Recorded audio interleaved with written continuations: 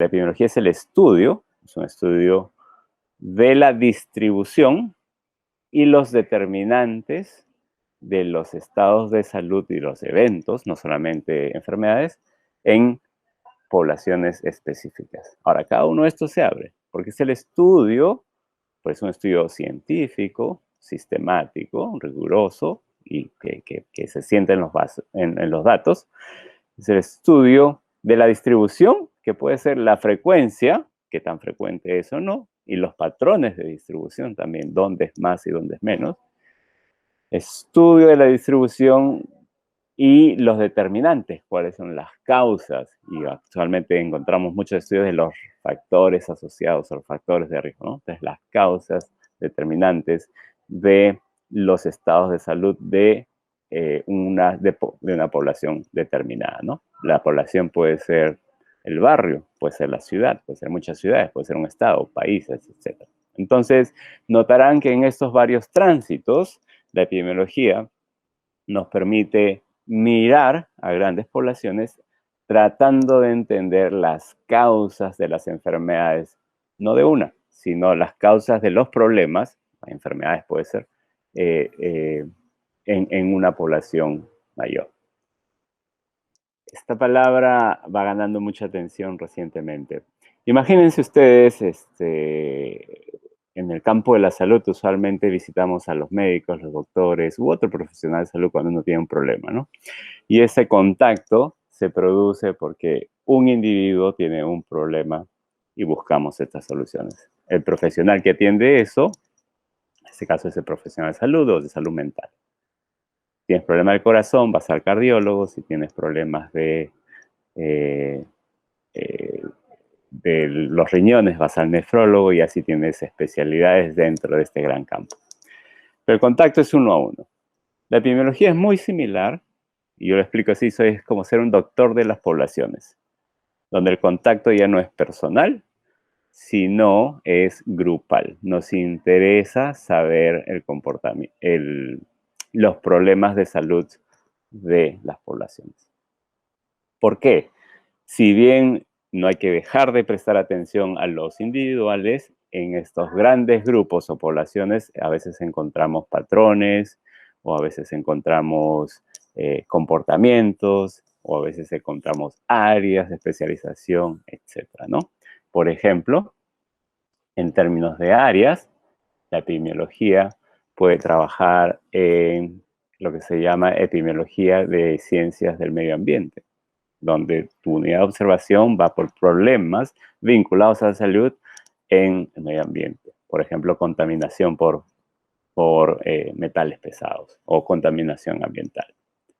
Otra muy frecuente puede ser enfermedades infecciosas, donde tu problema se centra en agentes infecciosos. Pueden ser agentes infecciosos transmitidos por los alimentos o por vías aéreas, etc. Otro problema puede ser los accidentes. En inglés se dice injuries, los accidentes, ¿no? Los accidentes de tránsito, los accidentes a ciclistas, etc. También es un problema que puede ser observado en grupos. Otro puede ser las enfermedades no infecciosas. Cáncer, por ejemplo, o obesidad. Desastres naturales es otro ejemplo. ¿Qué pasa después cuando un gran grupo transita por un desastre? Etcétera. Entonces notarán que la epidemiología es esta herramienta que nos permite observar a los pacientes, los grupos poblacionales en distintos entornos. Si es que algo se llevan de este concepto es, para poder hacer buena epidemiología necesitamos un buen denominador. O sea, ¿cuál es el grupo al cual nos referimos? ¿Cuál es el grupo del cual estamos hablando? ¿Por qué esto es importante para los periodistas? Porque tener esta definición amplia nos permite conocer mejor, saber mejor, entender mejor, anticipar mejor y también, muy necesario ahora, responder mejor, ¿sí? Responder mejor frente a estos problemas, ¿no? Entonces, no es que vamos a ir ya, ahora hay que hacer esto, no. Siempre cuando tenemos un problema, tenemos que saber qué se puede hacer. La epidemiología, con los ejemplos que les he dado, pues nos pone estos retos. Algunos, el reto en quién, ya lo vimos, son las poblaciones, y el reto más grande es el cuándo. Entonces, mucho de la epidemiología es más visible, y el ejemplo es ahora el mundo en el 2020, es más visible en el 2020, donde el daño y el efecto es muy corto, ¿no? Entonces, usualmente, o es un desastre, o un terremoto, algo muy drástico, muy agudo, un evento muy serio, o una infección en gran volumen, como una pandemia, la pandemia que estamos viviendo, que transita y hace que nuestros indicadores de salud se muevan, ¿sí? Ahora es muy obvio y estamos viendo muchas más muertes vinculadas a la infección por el virus del SARS-CoV-2 o la enfermedad denominada COVID-19. Sin embargo, esa no es la única manera donde la epidemiología aplica sus herramientas, ¿no? Esto es uno de los tipos de eventos muy drásticos, muy agudos, muy severos, que hacen que los indicadores de salud cambien en muy poco tiempo. Sin embargo, hay otras causas o hay otros tipos de problemas que son más insidiosos, decimos, insidiosos porque demoran, se acumulan en el tiempo, demoran mucho tiempo en observarse. Un ejemplo, obesidad infantil y daños más adelante, o enfermedades no transmisibles. ¿Cuántos años uno pasa con malos hábitos de nutrición o mucha inactividad física para que eso se traduzca en enfermedad? ¿Sí? Entonces, o también en la epidemiología de medio ambiente para cáncer, ¿cómo estudiamos? ¿No? Porque hay eventos que sí uno puede estudiarlos, pero su ocurrencia no es tan aguda y su instalación tampoco es drástica, es de muchos años de acumulación. Y eso nos da como más campo, más insumos o más herramientas para entender las enfermedades. Te doy un ejemplo. Diabetes en India, en el sudeste asiático, diabetes en Estados Unidos y diabetes en Perú. Es lo mismo, el indicador que vemos es el mismo, pero cómo las poblaciones transitan hacia tener diabetes es distinto. En India partes de un perfil de mucha desnutrición. No digo que todos tienen, pero un gran segmento de la población transitan por desnutrición, tanto en la edad infantil, en edades tempranas del desarrollo infantil, como también en la edad adulta. De hecho, en adulta ya no se usa el término desnutrición, se usa el término de, en un extremo tenemos de pesos, tenemos el extremo de obesidad y en el otro tenemos el de delgadez. Hay una importante proporción de población en India que califica dentro de delgadez. Entonces la diabetes se expresa en esa población y ocurre no en el extremo de obesidad que usualmente la conocemos. Entonces los determinantes van a ser muy distintos. En el ejemplo que te daba en Estados Unidos es distinto. La diabetes que uno observa en Estados Unidos es una diabetes muy vinculada a una obesidad muy mórbida, una obesidad extrema. Pero la diabetes en el Perú, ¿cómo será? ¿Y será que la diabetes en altura y en la selva y en la costa urbana y en la costa no tan urbana será lo mismo o no? Entonces, estos son uno de los ejemplos de cómo la epidemiología nos permite conocer o entender o prestar atención con mayor finura y detalle a los determinantes de salud y las causas, nos interesan las causas de los problemas de salud de grupos poblacionales. ¿Por qué es importante para los periodistas? Porque facilita, armoniza una conversación y una comunicación con adecuado entendimiento. La epidemiología, como cualquier otra ciencia, tiene sus herramientas y el hecho de que la comunidad de periodistas maneje de manera cómoda estas herramientas va a permitir que el avance en el desarrollo de investigaciones y de estudios científicos transite mejor a una audiencia como es la población general. Dado que las herramientas son muy comunes o son muy repetidas, el hecho de que no repetidas, son muy comunes, digamos, el hecho de conocerlas mejor va a permitir que ustedes entiendan de manera más rápido las fortalezas y las debilidades. Y esto es parte de una conversación que lo tendremos en el siguiente año sobre diseño de estudio. Entonces, epidemiología para periodistas nos permite estar en la misma página y comunicar mejor y facilitar mejor este gran concepto amplio de por qué nos interesa porque nos interesa la salud de las poblaciones, sobre todo sus determinantes y sus causas, y sobre todo cómo transitar y comunicar mejor a audiencias generales con los conceptos más sólidos que tengamos. En un siguiente audio explico sobre los distintos diseños. ¿Por qué es importante estos diseños? Porque no todos los estudios son iguales. De hecho, el estudio perfecto a veces no existe. Entonces, ahí uno tiene que tomar transacciones y, ¿cómo se dice? Transacciones o decisiones y hacer que el estudio, si bien no pueda ser perfecto, o no es ético, o no es factible, o es muy caro, etcétera, o duraría mucho, cómo es que avanzamos en este entendimiento de las causas. Y los periodistas, si supieran eso, podrían estar a la par de los investigadores científicos.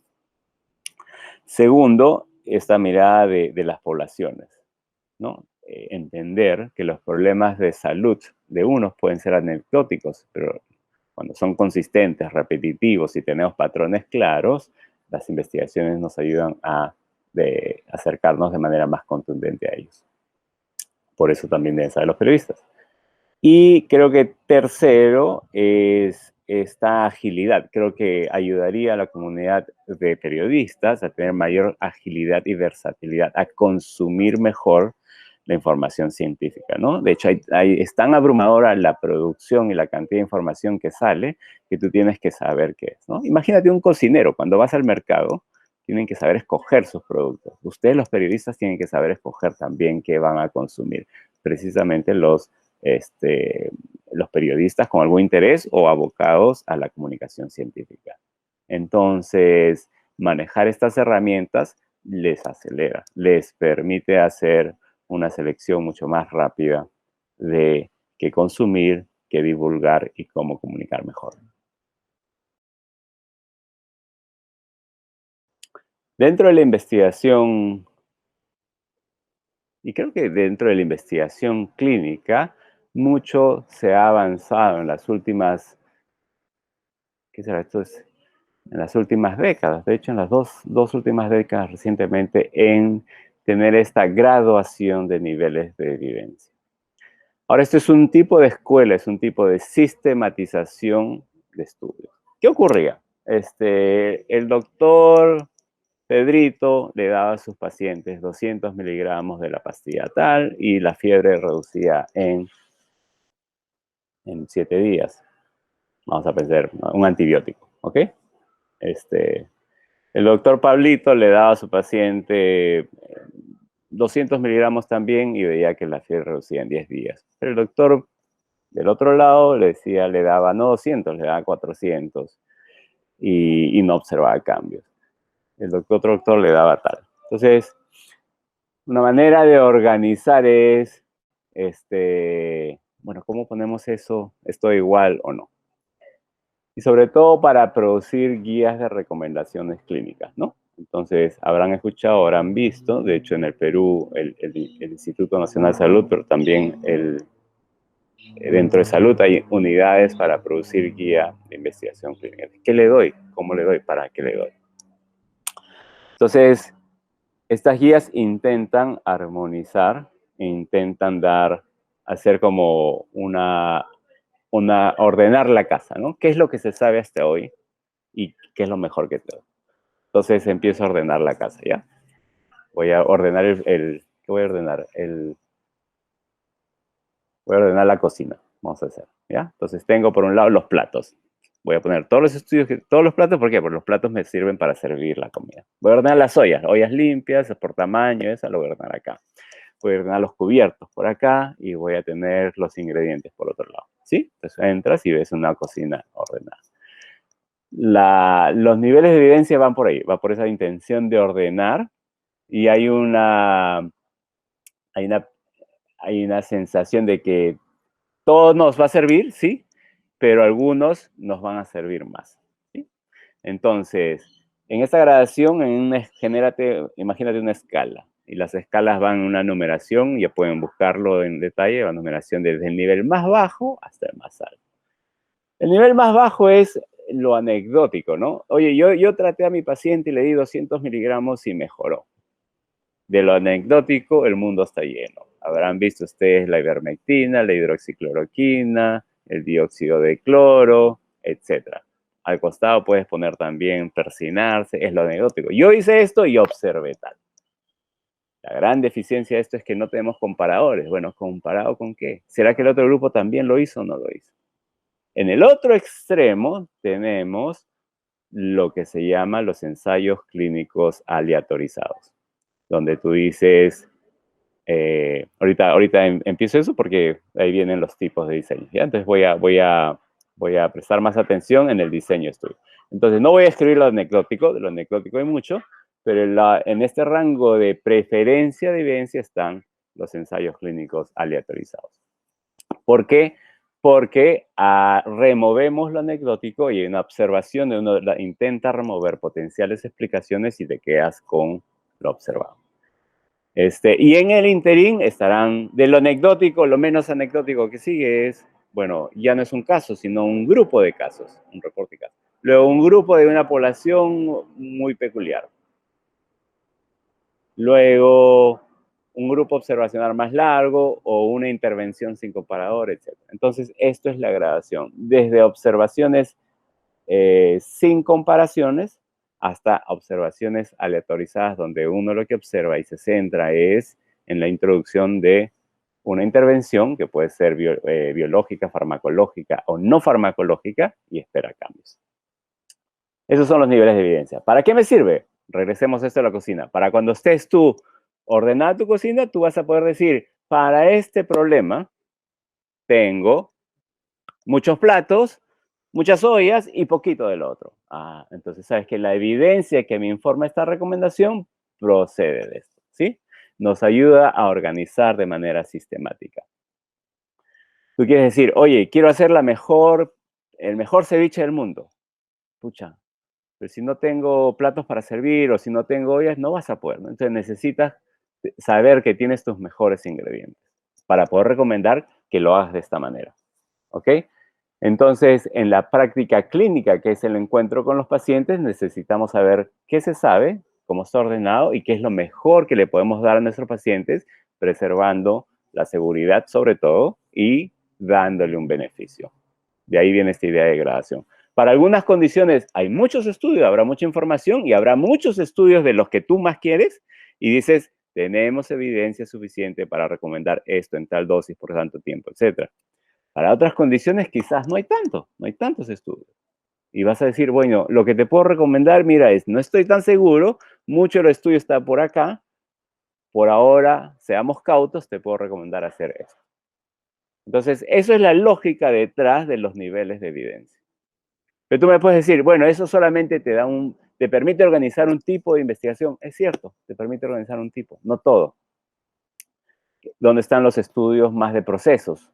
Que también tiene implicaciones en AUCOS, ¿no? El ejemplo en Perú ahora es tests, hagamos pruebas, más pruebas, más pruebas. Bueno, ¿y cuáles son los procesos para garantizar que las pruebas pueden ocurrir a tiempo, efectivas, de calidad, baratas? Ahí no hay investigación de cuál es mejor que no, solamente queremos, y también hay investigación operativa de procesos. Se llama esto las ciencias de la implementación. Yo sé que esto funciona, yo sé que el ceviche cura, pero puedo dar 30 millones de ceviches 3 veces por día, por 3 semanas consecutivas. No, y es una implementación, una logística detrás. Lo mismo va a pasar con las vacunas, ¿no? Entonces, eso no uno lo puede graduar, es con esta misma graduación de la evidencia. De la misma manera les doy otro ejemplo, mis amigos de ciencias sociales. Oye, ¿por qué la gente toma la vacuna o no? ¿Por qué la gente toma la pastilla o no? ¿Por qué la gente come ceviche o no? ¿Por qué le gusta o no le gusta? Lo hace muchas veces, repetidas veces, etc. Entonces, en las ciencias sociales no existe esta gradación. Entonces, ¿niveles de evidencia son importantes? Sí, pero ¿y ahí para qué no? Para informar las recomendaciones de las guías de práctica clínica que usualmente ocurren dentro de un entorno mucho más controlado, estable, como son el encuentro uno a uno de los pacientes, ¿sí? Entonces, ¿nos ayudó, avanzó mucho? Sí. Se acuñó el término medicina basada en la evidencia, sí, fue muy bien, nos permitió, porque antes las cocinas era un desastre, un desorden, ¿no? Cada uno hacía yo usaba lo que veía, ¿no? Yo usaba este plato con esta olla, con este ingrediente. Nos hemos ordenado, hemos avanzado, pero ahora vemos que no es suficiente, ¿no? Pero hay un tema también de procesos de implementación, hay un proceso más de entender los entornos, cuál es el aporte de las ciencias sociales, y también de las preferencias del paciente, ¿no?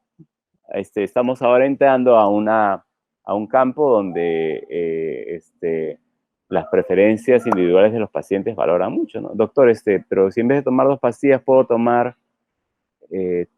una vez al día, en vez de tomar 4 veces al día. O qué pasa si es que en vez de tomarla 7 días, la tomo 5 días. O puedo dejar pasar. Entonces, habrá algunos estudios que no tendrán la mejor evidencia y ahí es un mayor esfuerzo para el médico, para el médico, de saber qué es lo que hay y qué es lo que no hay, porque la intención no es, eso es lo mejor y todo debe ser así. Porque no funcionamos así. Un ejemplo es, si te digo, cómprate un carro, no todos se van a comprar el mismo carro, tú los vas a querer y si te doy un margen para gastar adicional, tú le vas a poner asiento de cuero, pero tú le vas a poner un equipo de sonido y el otro no, le va a poner lunas polarizadas. Entonces, lo mismo con la medicina, cómo adaptamos hacia, no es necesariamente las preferencias del paciente, pero sino a respetar, en esta transacción, hacer una medicina más respetuosa, ¿no? Entonces, la gradación es importante, pero no hay que ser militares, ¿no? Nos sirve para estructurar nuestras guías de recomendación. De hecho, y una buena guía de recomendación ahora se valora y se califica si es que tiene la participación de los grupos involucrados, ¿no? Entonces, si tengo una guía para el manejo de la sordera, no lo voy a hacer yo desde mi escritorio, pues, ¿no? Tengo que preguntarle a los pacientes que sufren estas condiciones qué les parece o no les parece, está bien estructurada, sí o no. Entonces estamos avanzando en varios frentes y espero que con esta explicación les ayude a entender que la gradación ayuda, pero ayuda dentro de un contexto y eso no es el único contexto donde se produce toda la investigación científica. ¿Es bueno? Sí, es bueno. Es bueno porque es muy sistemática y a veces los médicos somos bastante cuadraditos, ¿no? Entonces no funciona a unos más que a otros, pero no le funciona a todos. Y sobre todo una de las críticas más grandes es ya, está bien, bonita tu guía. Y ahora, ¿cómo hacemos para que la usen? ¿O cómo hacemos para que funcione? ¿O cómo hacemos para que la usen bien? Porque el objetivo no es solamente tener guías, sino que esto se traduzca en una mejora para los pacientes. Entonces, muchos retos y muchos campos de investigación por varios frentes. Los niveles de evidencia son una herramienta, son unas pautas que nos ayuda a estructurar, a organizar de manera sistemática todo el conocimiento científico que se conoce. Entonces, tenemos conocimiento científico y acá tienen que pensar como en una escala, un espectro, o un ranking. Se le ha puesto ahora esto, por niveles se le ha puesto ranking, una percepción de uno es mejor que otro. No, para mí es más una organización de qué es lo que hay y ustedes tienen que saberlo. Entonces, hay estudios que son más anecdóticos, observaciones de un caso, de un pequeño grupo de casos, se llaman reportes de caso, y hay estudios que toman un poco más de tiempo, donde uno va al experimento, ¿no? Que se llama el ensayo clínico aleatorizado, donde uno remueve potenciales explicaciones alternativas y deja que la observación esté centrada en base a una intervención. En el interín tenemos una serie de estudios observacionales. ¿Ok? Entonces, entre lo aleatorio o lo anecdótico, podrían existir una serie de explicaciones alternativas. La gran deficiencia de este tipo de estudios es que no tenemos comparador. En cambio, en un ensayo clínico aleatorizado tenemos una comparación clara, que tenemos 2 grupos, uno con intervención y uno sin intervención. En el interín tenemos una serie de estudios observacionales donde su gran deficiencia en algunos casos pueden ser también o no tener comparador o no saber qué otras cosas pudieron estar ocurriendo. Uno de los grandes problemas con los estudios observacionales es los factores confusores. Y estudiar confusión tiene que ver con explicaciones alternativas, ¿no? Entonces, esta deficiencia se remueve en los estudios clínicos controlados porque tienes los 2 grupos iguales y solamente que por chance un grupo recibe la intervención y el otro no. Y ahí puedes observar tu evento de interés. Entonces, en esta gradación uno va a tener ciertas preferencias porque la evidencia va a ser menos confundida, ¿sí? La evidencia que uno genera será menos confundida en los ensayos clínicos y tendrá mucho mayor riesgo de ser confundida. La observación que uno presenta tendrá mayor riesgo de ser confundida si es que viene de estudios anecdóticos, ¿no? Entonces, esto Esta gradación nos permite para saber cuánto hay de cada uno de estos distintos tipos de estudio y todo eso organizarlo y transformarlo en una recomendación para la práctica clínica. Esto se usa mucho dentro de los entornos clínicos. Entonces, quiero saber cuál es la guía del manejo de neumonía dentro del hospital en pacientes adultos mayores. Entonces tengo que organizarme. ¿Qué es lo que hay? ¿Cuál es la guía de manejo de neumonía infantil? Distinta población, ¿sí? Distintos manejos o distintos tratamientos. Y así tú puedes ir ampliando. Entonces, lo de las guías, lo de la gradación de niveles de evidencia te permite llegar de manera estructurada y organizar tus recomendaciones. En algunos casos habrá mucha investigación, en otros casos habrá muy poca o inexistente. Entonces, esto es para estructurar, organizar todo el conocimiento existente con algún tema en particular. Hago énfasis en que esto es en el entorno, porque eso no es la única investigación que existe. Puede haber investigación también más de procesos, más de implementación, lo que se llama ciencias de la implementación. Ya sabemos que esto funciona, ¿cómo hago llevar? Ahí hay preguntas de investigación. O las ciencias sociales, el contexto, cómo hago que los participantes se involucren más, participen mejor, nosotros produzcamos intervenciones con mayores chances de ser tomadas, etc. Entonces, las guías, la gradación de los estudios nos permite, tiene un lugar, pero no es la única investigación que existe, tiene una función estructurar de manera sistemática todo lo que se sabe con respecto a un tratamiento en particular. Lo importante en eso entonces es, dentro de todo, imagínate que fueras a un gran mercado, lo que nos permite estos niveles de gradación es ordenar con este gran principio de cuáles los estudios que tendrían menos sesgos o chances de confusión versus los que tienen más sesgos, que eso es los lentes con los cuales uno mira, los estudios con más sesgos o más riesgos de sesgo o más chances de confusión versus los que tienen menos, ¿no? Porque estos puede tener mayor certeza de que la recomendación podría funcionar. Eso se traduce en un documento, se armoniza y sobre eso uno podría guiar y pautar las decisiones clínicas, la asignación de presupuesto también, etc. Contemplando que hay otro tipo de investigaciones que nos ayuda y contemplando también que en la producción de estas guías es importante contar con la participación de los pacientes. Es importante contar con la participación de los actores claves, ¿sí? Porque no es solamente, esto es lo que está estudiado, quizás es lo único, pero no quiere decir que es lo único que funciona, es lo único que se ha estudiado. Y ahí vienen otros temas como influencia de la industria, o qué tipo de estudios se han hecho y por qué no otros, etc. ¿Sí? Entonces hay que modular el mensaje también. Espero les sirva.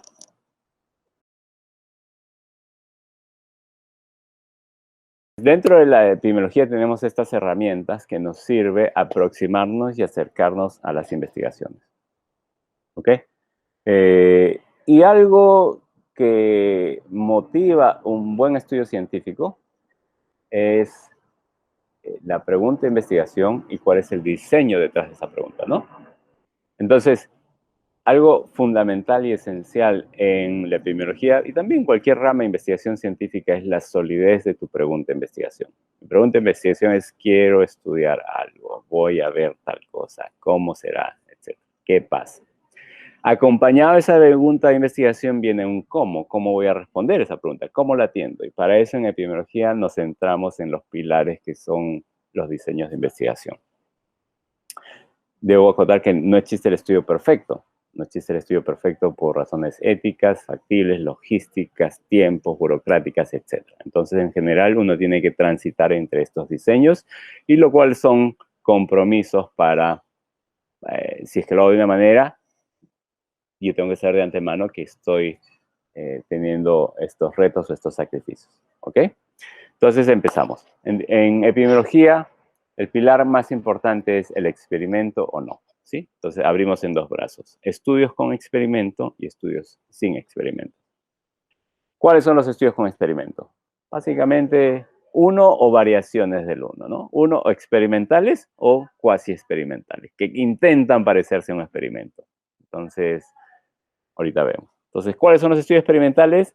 Es básicamente la observación de una intervención, y la intervención puede ser, entre comillas, cualquier cosa, es algo que tú quieras observar. Entonces, puede ser una intervención farmacológica o no farmacológica, puede ser, te doy un ejemplo, darte un celular y observar un outcome, darte un celular más sesiones o darte una pastilla por 10 días versus pastilla por 7 días. ¿Sí? Entonces, es algo que tú estás introduciendo. Eso es la intervención. Y en el experimento tenemos, todos los grupos son seleccionados, no todos los grupos, todos los participantes son invitados porque cumplen un cierto perfil, podrían ser potencialmente beneficiados de tener una mejora. Entonces, lo que único que sabemos es tiramos la moneda y un grupo recibirá la intervención y el otro grupo no. Empieza el estudio, este grupo no recibe la intervención, no tiene nada, y este empieza a transitar y observamos. Lo único que cambia entre ambos grupos es que uno recibe la intervención y en un punto determinado uno dice qué ocurrió. Entonces, ¿cuántos eventos ocurrieron acá? ¿Cuántos eventos ocurrieron acá? ¿Qué cambió? Lo único que cambia es que uno no tuvo intervención y uno sí tuvo intervención. Y uno adjudica ese cambio a la presencia de esa investigación. La fortaleza de esto es que es la palabra aleatorización. Aleatorio es que yo no lo controlo, tú no lo controlas. A veces hay varios observadores que no lo controlan y nos permite observar de manera más limpia, entre comillas, el rol de una intervención. Repito, las intervenciones pueden ser farmacológicas o no farmacológicas. Entonces, la potencia del experimento es la aleatorización. Entonces, uno remueve potenciales o explicaciones alternativas. Entonces, mucho de la epidemiología pasamos acá al otro campo, es explicaciones alternativas. Puede ser espacio de otro audio, creo, sobre sesgo. Entonces, regreso un poco. No voy a profundizar sobre los otros estudios que intentan construir experimentos, pero el momento de la aleatorización no fue controlado. ¿Sí? Entonces, los llaman cuasi experimentales o experimentos naturales, etc. La palabra clave del experimento es aleatorización. Regreso. Entonces, tenemos dos grandes pilares de diseños de estudios en epidemiología.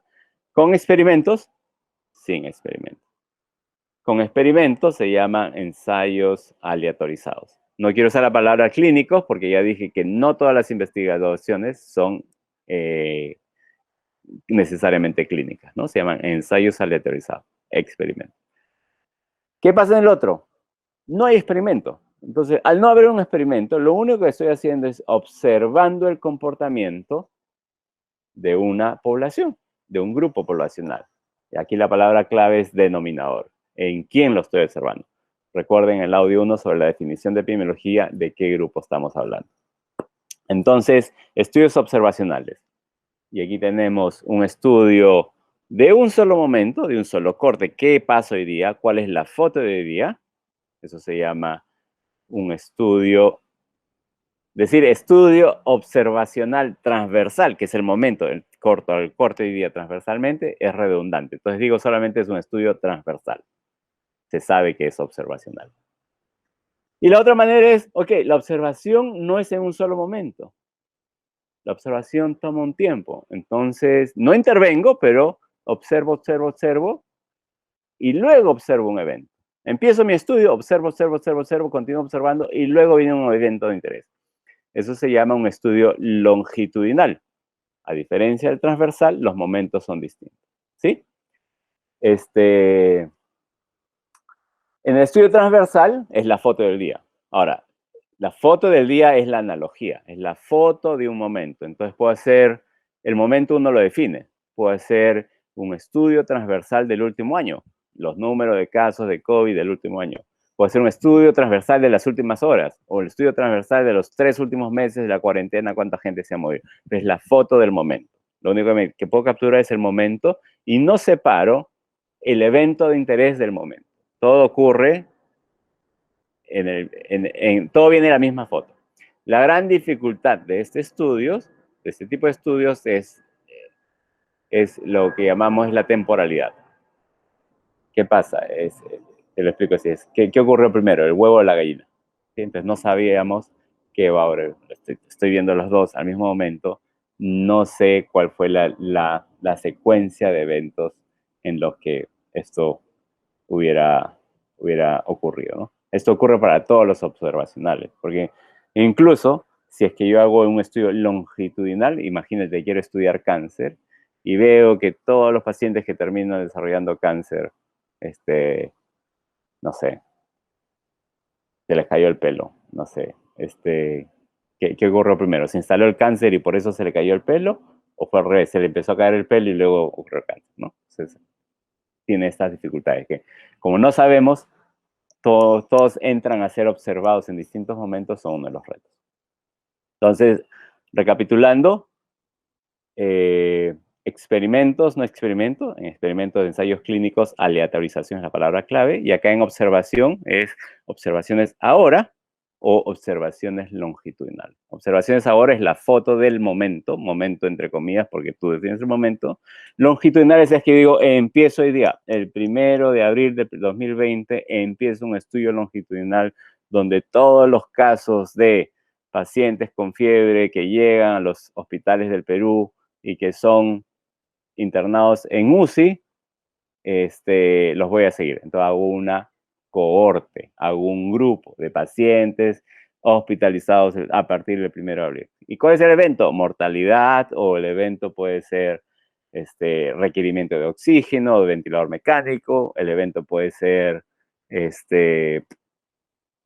pues, algo más biológico, causas comprobadas de COVID, etcétera, ¿no? Entonces tú empiezas a generar tu cohorte y las observas en el tiempo hasta que se desarrolla un desenlace. Y esto es la palabra importante, desenlace. Entonces tienes que definir bien, quiero observar estos desenlaces. En Perú tenemos experiencia con uno de estos estudios. Hemos hecho estudios de cohortes, por ejemplo, en población migrante y no migrante. Entonces, nuestra fortaleza es definir bien a priori qué grupo es migrante, qué grupo no es migrante. Lo observamos en el tiempo y cómo aparecen estos desenlaces en el tiempo. Y eso nos informan bastante. Ha habido otros en niños, por ejemplo. Niños que han transitado en distintas zonas del país expuestos a pobreza. Se llama el estudio de niños del milenio, por ejemplo. Entonces vemos cómo estos niños van creciendo, creciendo, creciendo, y algunos desenlaces pueden ir cambiando también. A los 5 años me interesa saber tal cosa, a los 10 años cómo le fue en el colegio, a los 15 años si ya tienen hijos o no, en fin, uno puede ir cambiando estos desenlaces, ¿sí? Entonces, este es el concepto de estos estudios longitudinales, también conocidos como estudios de cohorte, donde uno define bien su grupo y lo sirve. El reto más importante de los estudios de cohorte es, al ser longitudinal, la participación del estudio no es exacta en todo el tiempo. Entonces, ¿qué pasa si tú empiezas tu estudio con 100 personas y terminas con 50 y solamente mides el desenlace en el 50% de personas? Has perdido la mitad de tus personas. ¿Será que esa mitad, otra mitad que ya no ves, tuvo el desenlace igual o no? Y usualmente eso introduce otros sesgos, ¿no? Hay que tener más cautos con respecto a los sesgos. Entonces, estudios longitudinales de cohorte, siempre prestar atención en las tasas de seguimiento, porque uno está observando eventos en los que uno puede capturar. Pero si tu pérdida es mucho, tú estás perdiendo mucho. Y la otra gran deficiencia es cuál es tu punto de partida. Entonces, si tienes una cohorte altamente selectiva, ¿cuánto de ese aprendizaje nos sirve para generalizar al resto de la población? Entonces, si mi cohorte es y acá te voy a hacer un ejemplo, no sé pues, personas de 40 a 60 años que saben bailar, no sé, escoge una danza muy difícil, que requiere mucho ejercitamiento, no sé, danza de tijeras, pero voy a hacer. Entonces, adultos mayores que sepan y que sean, no solamente que sepan, sino que sepan hacer bien un estudio de danza de tijeras. Y voy a seguir este grupo de adultos mayores y voy a ver su frecuencia cardíaca. Bueno, esta gente está súper entrenada. Es una actividad que requiere alto rendimiento. Entonces, esta población es como seleccionada. Hay un sesgo de selección. Lo que yo aprenda de esta población no puedo transmitirlo a los demás, ¿no? Otro grupo, bueno, no sé. Voy a hacer un estudio de obesidad en trabajadores de oficina que tienen computadora y que viajan 2 horas por día y se sientan 8 horas frente a la computadora. Ya. Entonces, lo que aprenda de ellos, y voy a decir, la inactividad física de ellos está asociado con mayores tasas de obesidad, mayor inflamación cardiovascular, etc. Pero ¿será que toda la población tiene ese mismo perfil laboral? Bueno, ahora que está cambiando las cosas, quizás todo el mundo trabajando desde casa, ¿no? Pero no es igual. Entonces, tu punto de partida que demarca la participación de tus sujetos nos va a decir, primero, cuánto sesgo de selección. Y aquí hay dos puntos, ¿ah? Selección para entrar, para cumplir tus criterios de elegibilidad, pero también generalización. ¿Será que este grupo con el cual yo decido participar se parecen y en cuánto o no al resto de la población general? Entonces son preguntas importantes para tener con respecto a esos tipos de estudios, ¿no? Estos problemas no son tanto un problema en los estudios aleatorizados. ¿Por qué? Porque yo elijo todos y dentro de eso de todo yo aleatorizo, parto al azar a un grupo sí o no. Entonces, ambos para empezar son comparables. En este grupo el reto es con quién los estoy comparando, ¿no? Ahora, una vez generas tu cohorte, sí, tú puedes generar grupos dentro de ellas. Los niños versus los adultos de tal edad versus tal edad, etc. Pero eso es comparación, son grupos intracohorte, ya no son necesariamente grupos comparables con el resto de la población. Hay que tener muy cautos cuáles son los puntos de partida con las cohortes. Entonces, estudios aleatorizados, estudios observacionales. Dentro de estas dos grandes ramas, estudios longitudinales o cohortes, estudios de un solo momento o transversales. Y después ya hay otros. Son los, diría, los tres diseños más fijos, donde uno tiene que definir bien, generar bien la pregunta de investigación, saber a qué grupo estás definiendo. Y a veces vas a tener que transar. Mira, no puedo hacerlo así, voy a tener que hacer de esa manera. O mejor voy así. Depende de tu pregunta de investigación. Además hay otros diseños, sí hay muchos otros diseños, pero con eso creo que tenemos una buena base para empezar a atender los estudios epidemiológicos. En el audio previo describíamos los diseños de investigación y hacíamos esta separación en que hay estudios aleatorizados y no aleatorizados o observacionales. ¿Por qué es importante la aleatorización? Primero respondamos qué es lo que la aleatorización nos permite observar, ¿no? Entonces, la gran falencia de los estudios observacionales es que uno observa, pero sin saber qué ocurrió primero o qué otras posibles explicaciones podrían estar ocurriendo. Uno de los grandes temores con cualquier persona que está activamente vinculada a investigación es, y particularmente de investigación observacional, es estar en una circunstancia como, oye, muy bonito lo que estás observando, muy bonito tus hallazgos, muy bonito tus resultados, pero ¿qué otras explicaciones alternativas podrías tener? Eso se llama confusiones, ¿no? Confusiones es tratar de entender y buscar activamente por explicaciones alternativas. De pronto la gente, no sé, se saca el polo. Claro, porque subió la temperatura afuera. Entonces no es que tu estudio hizo que la gente se sacara el polo, hizo un calor muy severo. De pronto la gente hace cola en los bancos, sí, porque el gobierno entregó un bono. No es porque la gente se le ocurrió salir un día. O sea, a veces en los estudios observacionales uno observa algo, pero hay otra serie de circunstancias o eventos o factores que podría ser el driver, la fuerza principal que explique el cambio que tú estás observando. Sin embargo, tú te quedas en tu burbuja, en tu laboratorio, y adjudicas que tus resultados se deberían a algo, sin entender qué otras cosas están pasando. Eso se llama confusión, ¿sí? Y confusión es complejo, porque una vez nunca, no existe el estudio que vas a medir todos los potenciales confusores posibles. Hay muchos retos. Tienes que ser muy proactivo y muy capo y muy cauto y también muy sistemático, ¿no? Ahora, ¿cómo remuevo esa explicación alternativa? Y eso es la ventaja de los estudios aleatorizados, donde digo, yo sé que va a haber muchas cosas, pero lo único que quiero que cambie entre los dos es la intervención que yo estoy controlando. Entonces, ¿qué hago? Selecciono a todos. Entonces, todos son sujetos. Vamos a ver, 1000 personas o 1000 colegios, pueden ser clusters, pueden ser grupos, ¿sí? 1000 colegios. o 1000 grados de primer grado de atención primaria, o 100 restaurantes, o 1000 hospitales. Puede ser clúster donde reúne una persona. El objetivo básico es tener todos tus índices, todos son relativamente iguales. ¿Sí? Entonces, mi punto de partida antes de empezar el estudio es que todos son iguales y aleatorizo. Entonces, la mitad de un grupo va para acá, la otra mitad para acá, y empezamos a observar longitudinalmente qué va a pasar. En esa observación, un grupo recibe la intervención y el otro grupo no recibe. ¿Sí? ¿Será que los que participan del programa juntos les va mejor en la escuela?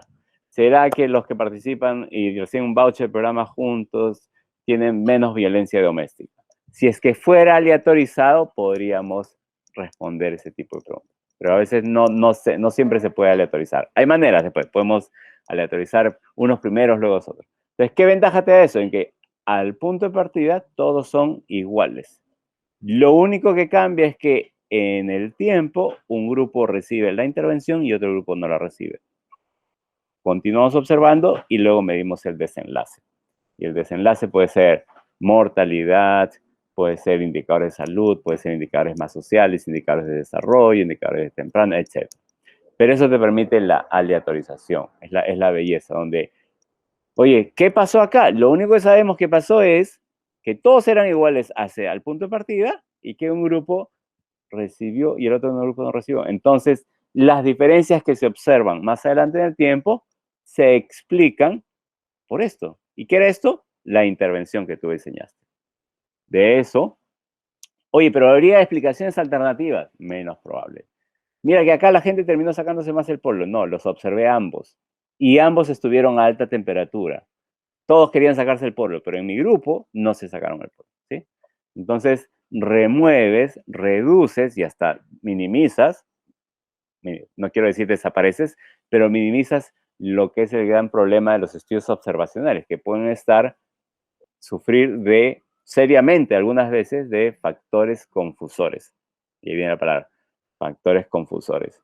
Lo puedes modular, puedes trabajarlo, medirlo y ajustarlo, pero en el experimento es más limpio, porque todos tuvieron todo, lo único que cambia es que un grupo tuvo la intervención y el otro grupo no tuvo la intervención. Entonces, uno adjudica la explicación de cualquier diferencia en un desenlace únicamente a la intervención. Y de ahí viene la belleza de aleatorizar. Y uno aleatoriza tanto para experimentos individuales, para experimentos grupales, incluso para experimentos sociales. En India hubo este estudio, se les dio 1 kilo de lenteja a las familias. Entonces, claro, ¿será que con eso mejoraban las tasas de vacunación o no? Y sí, pues, veías que ayudaba a la gente a disminuir ciertos riesgos nutricionales, y permitían hacer otras cosas, ¿no? Nosotros hemos hecho un estudio con iglesias. Agarramos un grupo de iglesias acá, todas iguales para empezar, un grupo de iglesias, todas católicas, comparamos, aquí vieron hacer otra, tienes que comparar like with like, ¿no? Tienes que comparar lo mismo, no vas a comparar peras con manzanas. Entonces, todos iguales, y un grupo el cura dijo algo, y en el otro grupo el cura no dijo nada. Y el cura lo que debía decir es, cuiden su cuerpo, tomen menos bebidas de salud. Y la gente tomaba menos gaseosas. ¿Sí? Entonces, la belleza de aleatorizar es que puedes remover. No, ¿será que tu grupo que participó era que el cura hace misas más largas, el cura no ha cambiado por 30 años, ese cura es el más apreciado? No. La fortaleza de aleatorizar es que te permite remover esa cantidad de explicaciones alternativas o variables confusoras. Por eso, en la medida de lo posible, si es que es factible, un estudio o resultados o evidencia general de un estudio aleatorizado tiende a tener cierta más preferencia. Ahora, no es la única, pero no siempre es factible. Pero hay que entender de que lo que es su ventaja puede ser también su talón de Aquiles, porque no siempre se puede aleatorizar. ¿Sí? Entonces nos tenemos que quedar con los observacionales, pero hay que ser muy riguroso, hay que ser muy cauto, hay que ser muy atento a los posibles factores confusores o explicaciones alternativas que pueda haber. Eso sin mencionar la palabra sesgos, ¿no? Que puede ser otro capítulo. En un video previo hablaba de los diseños de los estudios de investigación. Y cada diseño tiene sus fortalezas y debilidades. En epidemiología y en general en todo estudio, uno tiene que atender, en todo tipo de diseños, uno tiene que atender a la posibilidad que lo que tú estás observando haya ocurrido por otra cosa que no tenga que ver con tu estudio. De epidemiología, uno aprende epidemiología y si vas a hacer investigación, aprendes diseños y al costado de ellos aprendes 3 palabras que nunca olvidar. Las palabras son sesgos, la palabra es confusora, confusores, y la tercera es azar. ¿Será que lo que estás observando es por azar?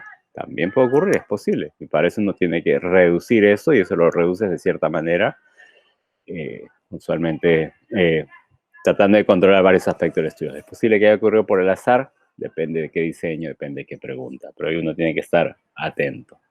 Segundo, confusores. Lo hablabas mucho en los observacionales. Confusores tienen que ver con explicaciones alternativas. ¿Será que lo que estoy observando ocurrió por, y uno viene con estos preconceptos, ¿no? Mi estudio muestra que tal está vinculado a tal, pero ¿será que ocurrió por otra cosa? ¿Será que es un efecto de otra cosa? ¿Será que es un efecto de la edad, del clima, la temperatura? Lo que fuese, ¿ya? Son explicaciones alternativas, son variables confusoras muy importantes. Y la otra gran sección es sesgo. Sesgo, confusores y azar. Entonces, sesgo. Sesgos es un capítulo fascinante. Para mí el más fascinante de la investigación. Y si algo les recomiendo es que es algo que no vamos a abordar en 10 minutos y hay sesgo por todos lados. Alguna vez fui a una clase que había como 40 y ahí me dijeron que había 200. De hecho, hay sesgos interminables.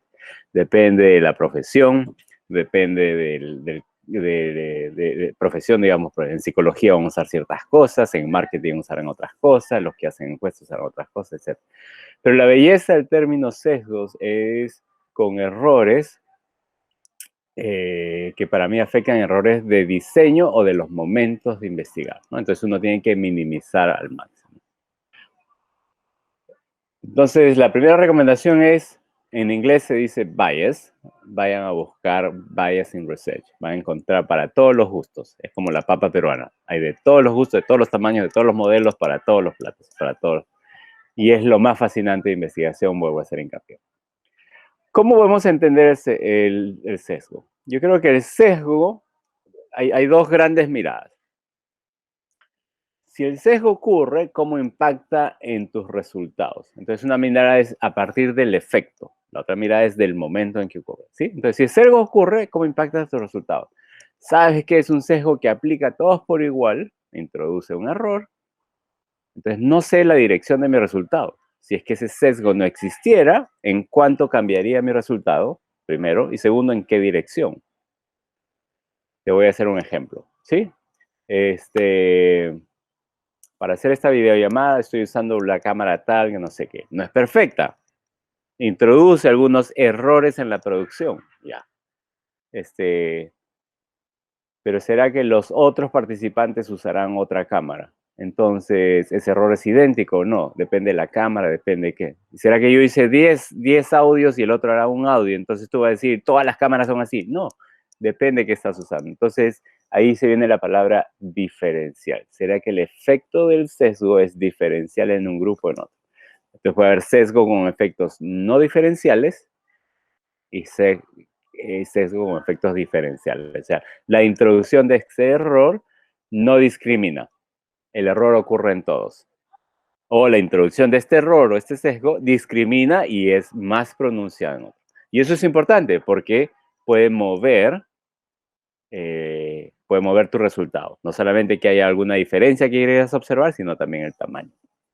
Yo hice un estudio, por ejemplo, sobre grasa corporal, ¿sí?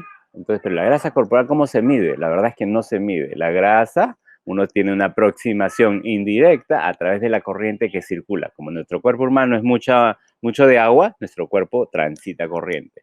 Entonces, si es que tiene menos agua y tiene más grasa, esa corriente viaja a distinta velocidad. Ah, ya, qué bacán, ese es el concepto. Entonces, lo que uno mide es la resistencia al tránsito de energía. Ok, pero de ahí, ¿cómo interpreto grasa? La verdad es que nunca vamos a saber cuánta grasa tenemos. Hay un método, sí, pero te tienen que meter en una máquina, te metes como una resonancia magnética, entonces no es viable. Pero ¿cómo se mide? Ah, la verdad es que estas balanzas te miden la grasa. No, no te miden la grasa, te miden la resistencia. Y luego hay una ecuación derivada de otra población que transforma ese valor de resistencia en base a su altura, en base a estos otros estudios, y te dan un porcentaje de grasa. Ah, pucha, y si esa población fue hecha con gente que hace ejercicio, con gente que es más alta, con gente que está más fit, entonces mis ecuaciones, la aplicación de esa ecuación a mi población va a estar sesgada, sí. Pero como lo uso en todos los grupos, yo no sé, va a estar sesgada en todos, entonces el efecto va a ser no diferencial. Yo traigo un error, porque no tengo otra mejor manera, hago el estudio con ese error, pero ese estudio no es diferencial. ¿Qué pasa si es que uso una máquina uno y otra máquina otro en distintos grupos? Ese error ya deja de ser idéntico y es diferencial, ¿sí? Entonces, tienen que pensar en los sesgos si introduce este error en una observación de interés para todos o solo para un grupo. Entonces, esa es la primera manera de enfocar los sesgos, ¿ok? En cuánto va a afectar tu resultado y si afecta a todos por igual o no. Entonces, sesgos, parte número 1.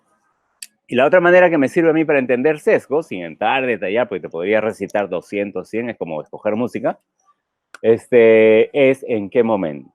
Entonces puede haber sesgos en el diseño, sesgos en la conducción del estudio e incluso sesgos después en la interpretación y en la publicación de los estudios. Empiezo por esos últimos, más fácil. Este estudio salió negativo, o sea, es que no se publica, termina ahí. O mira, no hay incentivo para el autor, no va a tener la credencial, la revista no lo quiere, no se publica. Y de hecho existe una fuerte tendencia hacia una preferencia de las revistas científicas a publicar resultados positivos, o sea, resultados donde hay una diferencia. Resultados negativos no le gusta a nadie. No le gusta y es muy difícil. Entonces ahí tenemos un sesgo de publicación. ¿Será que lo que estás consumiendo como evidencia es todo lo que existe? No, porque hay un sesgo de preferencia de qué se publique y qué no. Entonces es un tipo de sesgo. Y es el momento de la investigación al final. Al principio por el sesgo de diseño. Les hablaba de estos estudios aleatorizados que todos son por igual, pero ¿qué pasa si no son por igual? ¿Qué pasa si los grupos son distintos? Entonces se llama sesgo de selección. En los momentos de hacer la investigación, hay antes de que ocurra la generación o la recolección de los datos, o el campo, decimos el trabajo de campo, hay una fase de diseño y hay sesgos que se aplican en ese momento. Entonces, yo voy a hacer mi estudio con niños de 5 años, ¿ya? Y termino, sabes que en el campo no pude, y el trabajador de campo no estudió, no entendió las indicaciones y hicieron el estudio y entraron niños de hasta 10 años.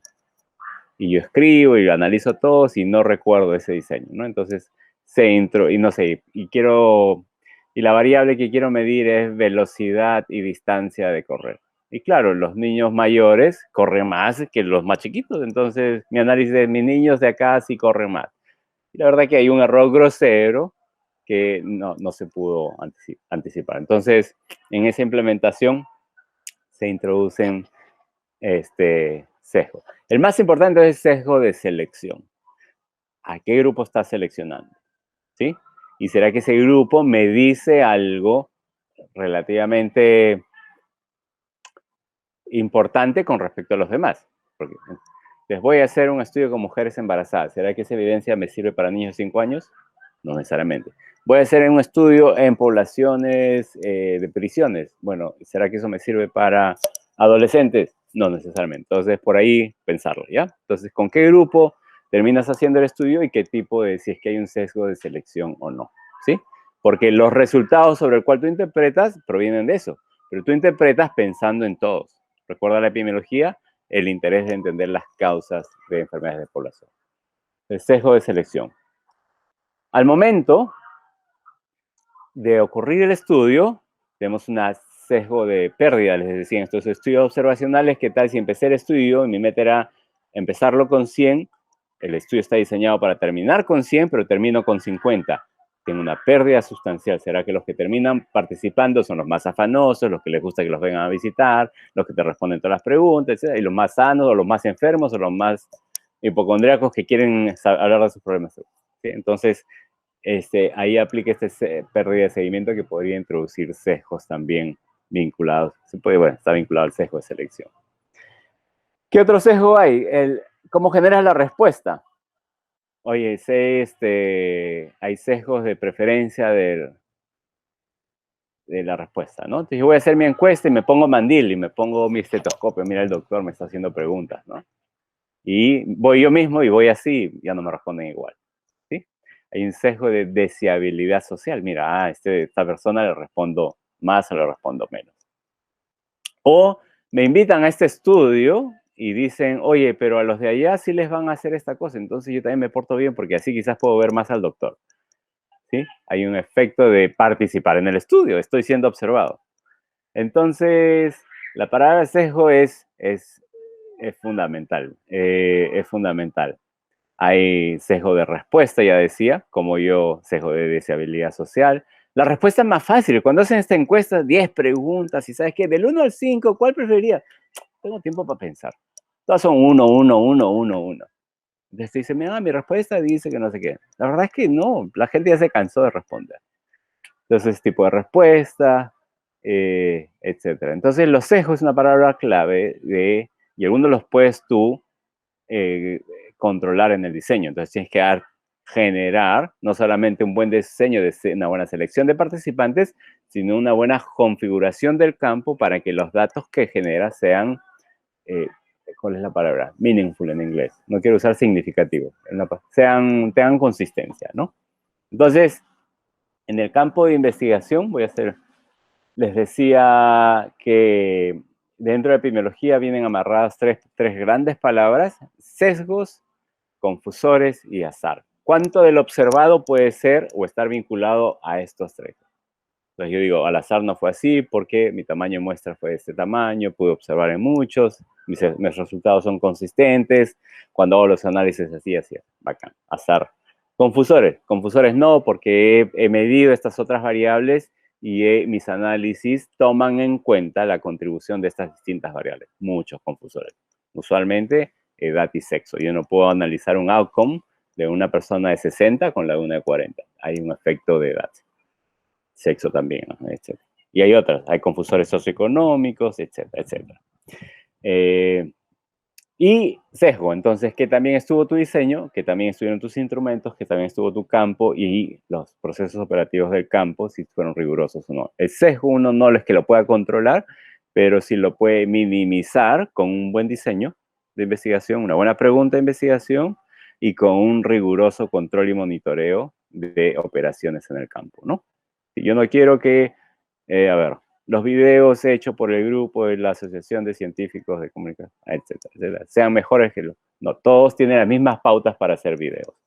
Los videos de YouTube de Shakira son mejores que otros. No, el productor detrás garantiza que todos van a seguir los mismos procedimientos. Entonces, lo que tú observas al final intenta reflejar las condiciones de la vida real y no un error no controlado que se ha escapado. Entonces les invito a leer, busquen sesgos en investigaciones o sesgos en investigación de salud y les va a salir una cantidad. Y es muy fascinante porque van a ustedes poder notar,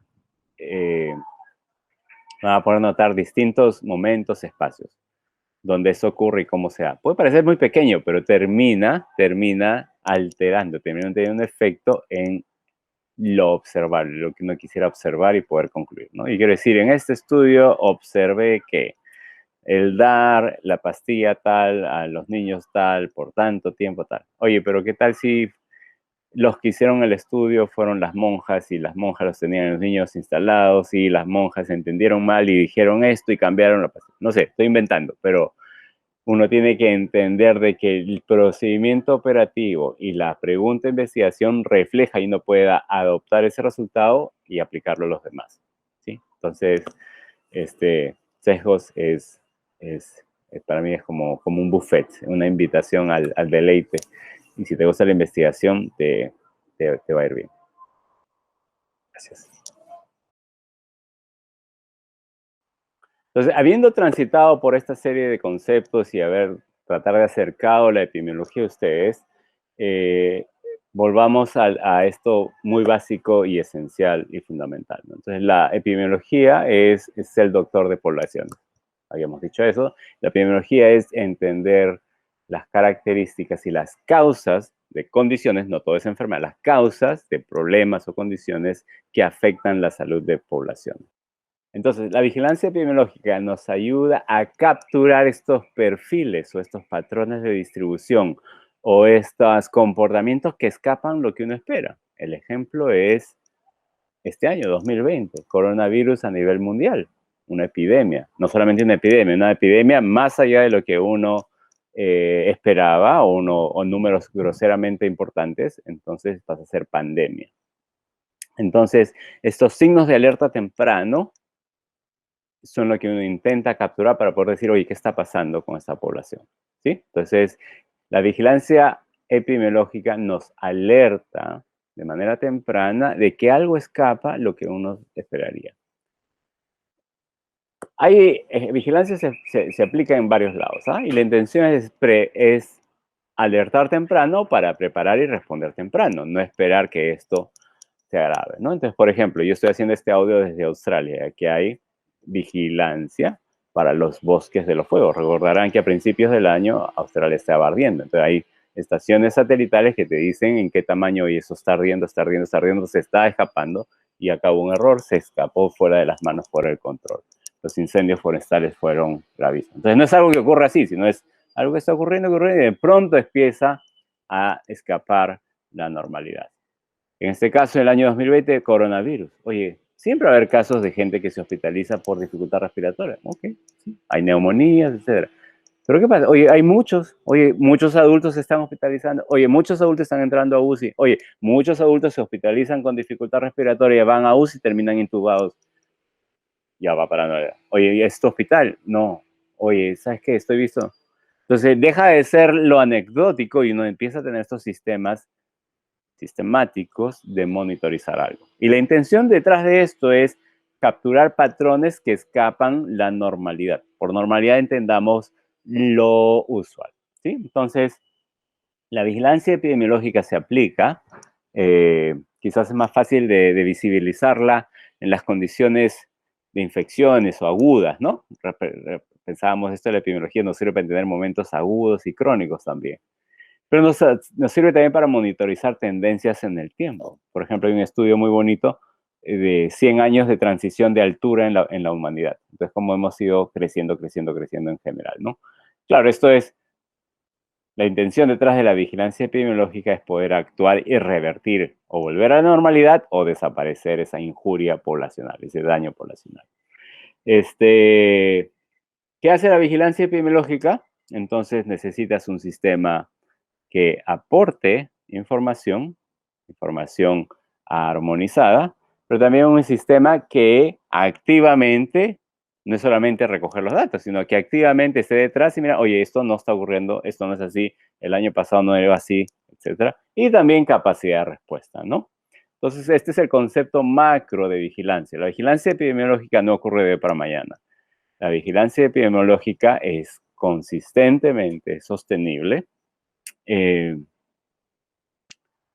y teoría, ¿funciona o no funciona? Bueno, pues muchos ejemplos hay que sí funcionan, ¿no? Nos permite, por ejemplo, reducir la incidencia de malaria, si es que hay muchos casos. Voy y concentro mis esfuerzos allá. ¿Debería hacer un despliegue nacional para malaria? No, ¿sabes qué? Me permite identificar zonas acá.